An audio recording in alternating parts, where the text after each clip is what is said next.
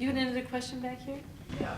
What has happened then, if the 80s, the distributor pretty much took over and there was more of a division of labor, you went through all the trouble of making the film, writing the film, acting the film, and then the distributor did his or her job.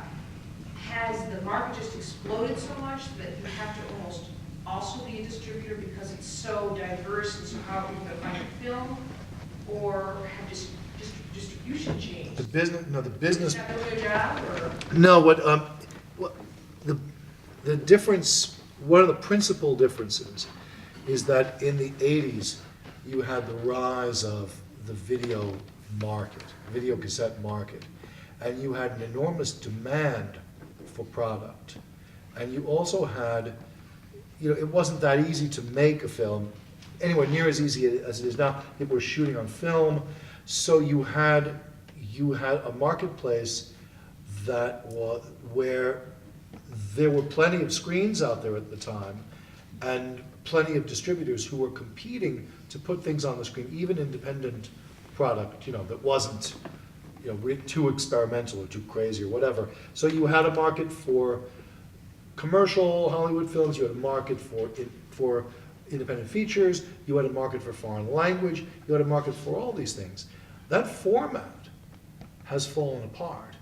And the investors over the last 30 years really, or almost 30 years, that market's fallen apart.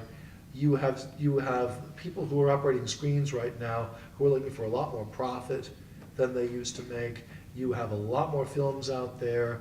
You have much less tolerance for foreign language among a younger generation of consumers. Surprisingly, since there's more foreign languages spoken in this country than ever before, where there are more Spanish-speaking people in the United States than in Spain, it kind of defies logic. And you also have all sorts of people who just do not go to movie theaters. I mean, this is to me, this is one of the most important trends, that our whole notion of how we consume a film is I don't think we've confronted what that's going to do in the next 10 years to this business. We don't know.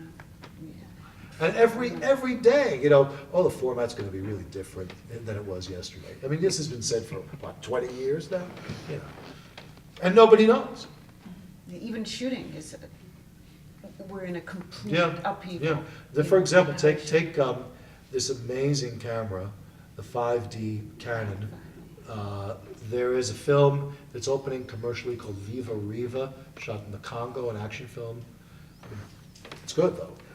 Shot in the Congo, it was in Toronto, all on a 5D. This fantastic mockumentary from Hitler to Hollywood, all on a 5D, and looks great. And the camera costs $3,000. Everyone's going to go out and buy one and start making their own movies now. So all of that, yeah. Yeah, there's technology that you don't even have a camera. It's all laser, so that you can choose.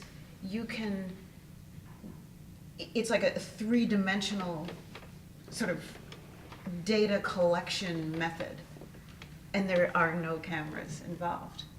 I mean, it's changing constantly. So. Well, since it's 3:30 and that's supposed to be the end of our panel, I just want to make a couple final comments because, my interest is cross-cultural communication.